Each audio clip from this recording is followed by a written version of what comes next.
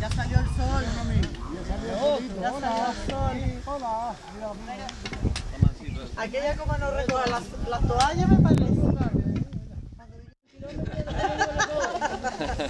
No, me vuelvo para el centro, pero supongo que antes de irme sí que debo decir un par de cosas. Primero que nada agradecer a Silvia, a la gente del Ayuntamiento de Tegueste, que no es Silvia, ¿qué es Silvia? Está ahí. Y a Omar, el que hayan contado conmigo para este ratito, para esta actividad, que la mañana sí se me ha hecho súper cortita, súper bien. A ustedes las gracias por haber venido, porque sin saber muy bien lo que se iban a enfrentar, nos han venido, han madrugado un montón. Y además han contribuido a algo que decía Omar al principio, a que estas formas de vida se perpetúen. De alguna manera, con el hecho de que ustedes hayan venido, pues a ellos les ha entrado una pequeña parte, y ya no estamos hablando en plan romántico, estamos hablando de economía, de dinero. Y es que vivir aquí ya saben que es duro, entonces estamos en una época tan mala. Domingo, por ejemplo, está sin trabajo, tiene 2 niñas. El hecho de que ustedes hayan venido hoy aquí, le va a ayudar a él a seguir aquí, de alguna pequeña manera, incluso a animarlo a que siga siendo santo el pastor o a que intente buscarse la vida. Y eso gracias a ustedes, si no, pues no le llegaría. O sea que creo que eso es bastante importante. ¿Vale? Espero que hayan visto un poco que en Taborno hay muchas joyas. No hemos hablado de todas, pero sí vimos algunas. Y se me quedaron sin saber qué hace ese monte de las joyas ahí debajo. Porque no me esperaron, ahora no se los pienso decir. Si quieren saberlo, ya saben dónde estamos, en el centro visitante, y quedamos otro día y venimos. ¿Vale? Porque hay más cosas que a lo mejor se pueden contar. Ahora se quedan con la curiosidad si quieren. ¿Vale? Nada, gracias a todos. Un aplauso para todos.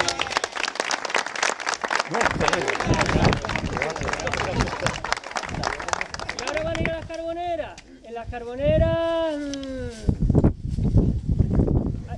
En su pasado hubo carbón, desde luego, cuando bajaban las mujeres a la laguna, las llevaban a las carboneras, pero que es otro pueblo importante dentro de lo que es Anaga. Ahora estamos en Santa Cruz, cuando pasen a la otra vertiente del barranco, en el cauce, estarán pasando al otro municipio, estarán en la laguna. ¿Vale? A las carboneras llegó la carretera en el año 1970, me parece. El primer coche que llegó allí tuvieron que abrirle el camino para que llegara hasta la plaza. Y para sacar el coche de allí tuvieron que empujarlo, porque no subía la cuesta. Aparte porque la gente se subió en el coche porque era la novelería, la novedad. Cuando se hacían fiestas en esta zona, la gente traía los equipos de sonido de la Cruz del Carmen aquí abajo. Saben que en los pueblitos se hacen fiestas, ¿no? Ahora es con las orquestas y tal, antes venía la gente con las bandurrias, un violín y hacían las parranditas y el baile. Cuando la gente venía antes a la fiesta, se quedaban en la fiesta. No es como hoy en día. Hoy en día vamos a la verbena y nos vamos. Pero para hacer la gente venía antes y se quedaba, si era una semana, y se quedaban una semana en las fiestas del pueblo. Y después iban a otro sitio. A los músicos por aquel entonces los trataban muy bien, porque eran los que arrimaban las fiestas y los recibían en la casa así como más importante, y ahí les daban de comer y los tenían súper contentos. Y yo creo que nada más, anécdotas ahora no se me ocurre ninguna. Pásenlo bien, ahora les queda más caminar y menos escucharme a mí. Estoy en el centro por si hago falta para alguna cosa relacionada. ¿Vale? Gracias. Venga.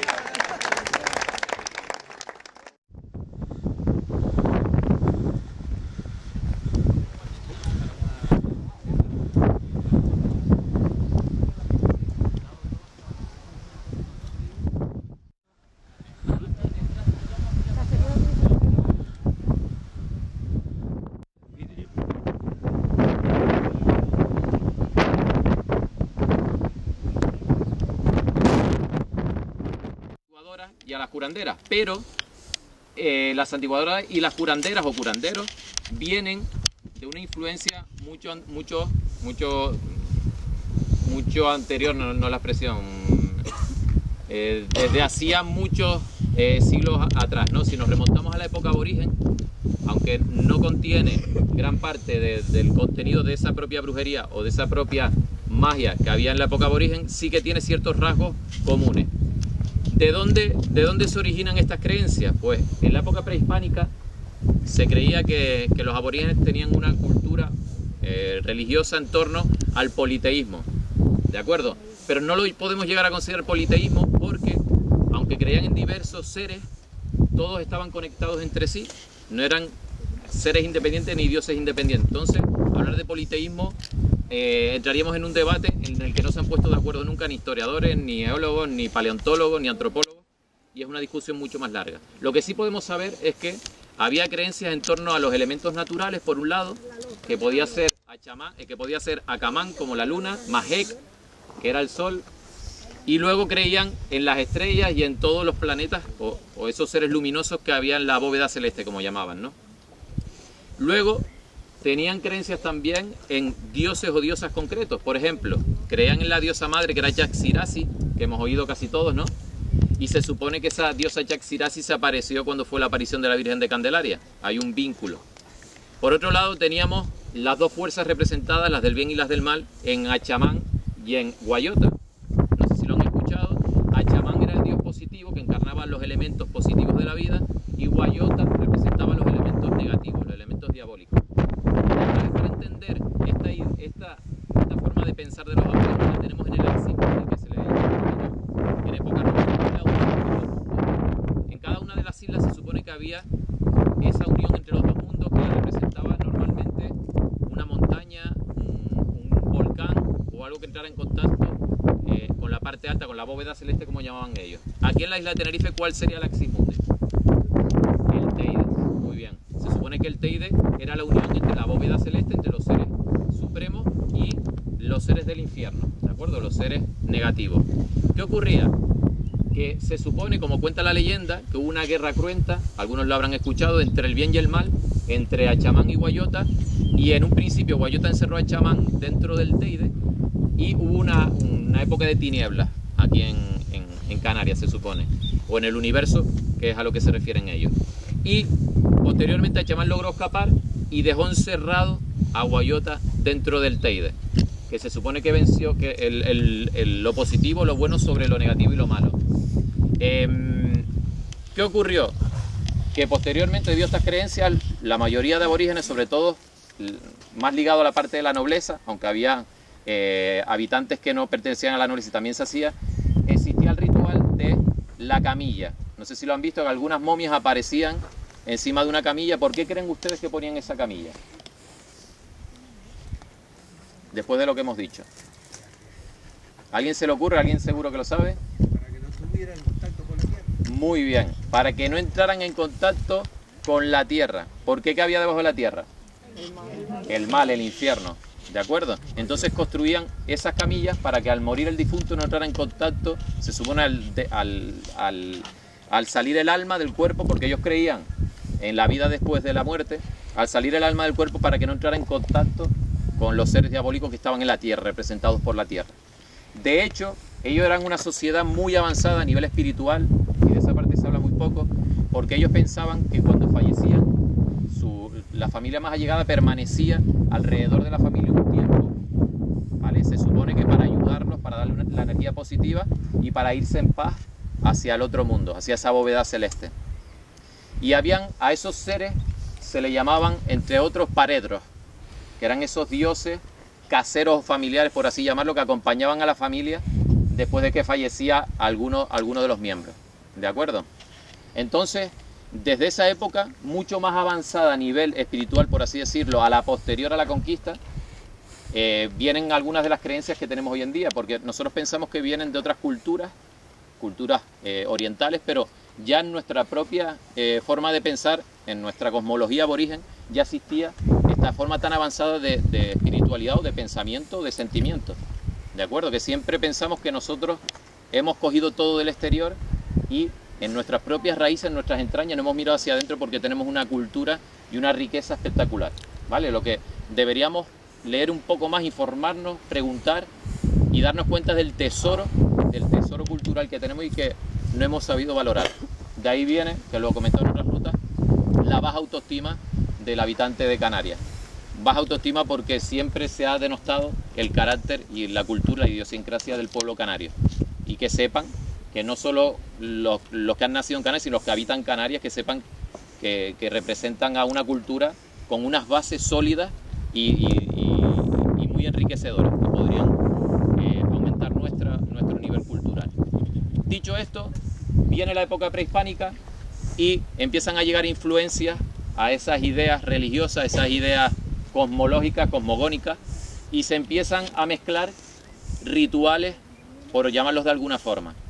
Por un lado estaba el proceder aborigen prehispánico, que se empieza a mezclar o se empieza a obligar, porque fue obligado a mezclar con la cultura o la religión católica. Eso lo conocemos todos. Todo conquistador llega y lo primero que impone es su forma de sentir y su forma de pensar, ¿no? Para llegar a las raíces del poblado que conquista.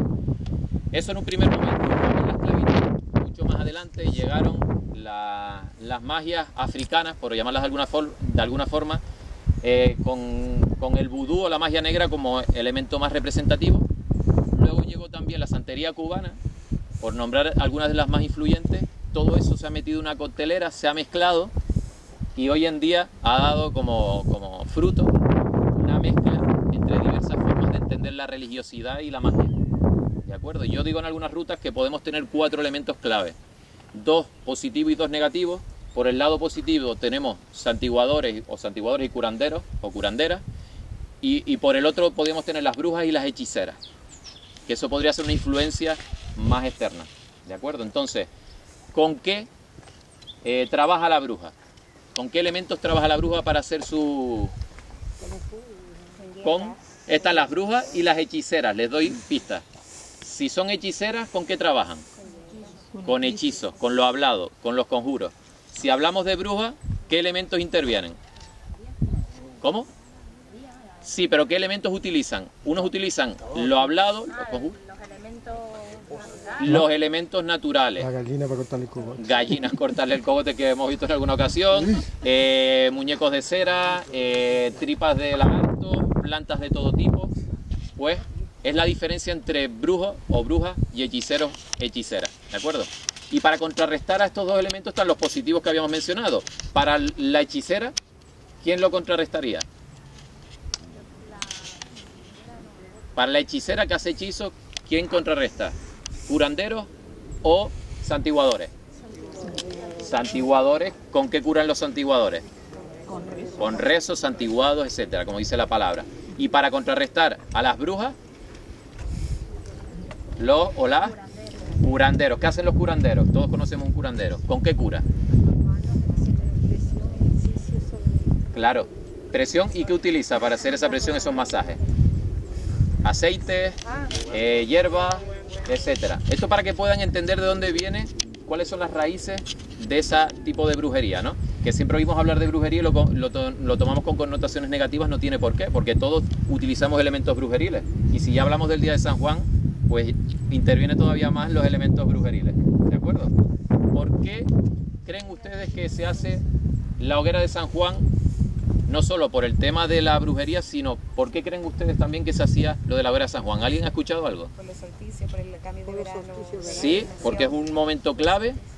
¿Y qué intentaban demostrar con esta hoguera? Es algo muy curioso, no sé si alguien lo sabe. Era quemar, o sea, cambiar la tapa, quemar todas las cosas negativas. Esas son las cosas que hemos recibido por influencia, y hay otra que les comento que es bastante curiosa, que es para ahuyentar a los espíritus que llegan de ese cambio.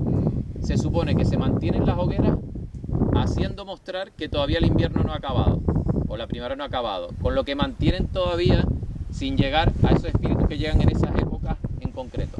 ¿De acuerdo? Es una rama de la que se habla muy poco, que hace poco tuve conocimiento y que se los comunico, que era también para ahuyentar y para que se pensara que todavía estaba en invierno. Pero esa hoguera para calentarse, ¿no? Y con esto termino. Para las brujas, ¿cuáles son los 2 días del año? Las 2 fiestas más conocidas, ¿cuáles son? San Juan, que es la segunda en importancia. Ño, qué dedo más feo quedó. San Juan, que es la segunda más importante, y la primera. San Silvestre, ¿vale? ¿Por qué piensan ustedes que San Silvestre es la más importante? ¿Qué día cae San Silvestre? El último de año. Fin de año, entonces es el cambio brusco de un año a otro. Se supone que simboliza pues la entrada más fuerte de una etapa hacia otra, ¿vale? Y la hora clave para cualquier acto brujeril, para cualquier día, son las 12 de la noche. ¿Por qué? El cambio entre el día y la noche, que se supone que es cuando llega al cenit, son las 12 de la noche. Ahí, entre las 12 y la 1, se supone que es la época donde más transitan los elementos brujeriles. ¿De acuerdo? Pues dicho esto, espero que les haya gustado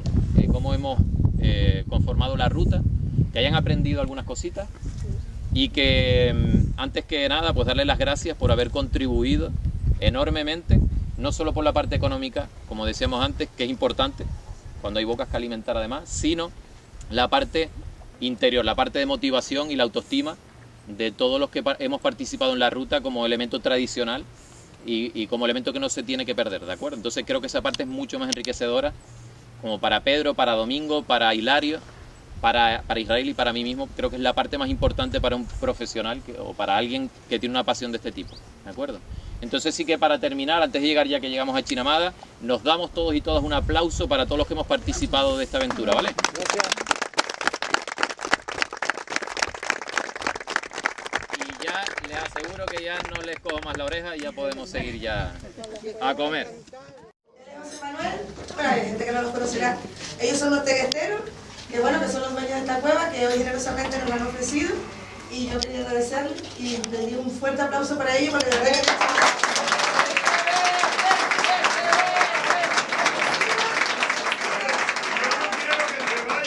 Yo le voy a pedir una cosa, A mí me gustaría que lo pasaran bien. Muchos han estado aquí. Me gustaría que se llevaran un buen, pero que no se vayan sin cantarme el cumpleaños. Eso, que dice cumpleaños. 1, 2 y 3. Cumpleaños feliz. Cumpleaños feliz. Te deseamos todos. Cumpleaños feliz.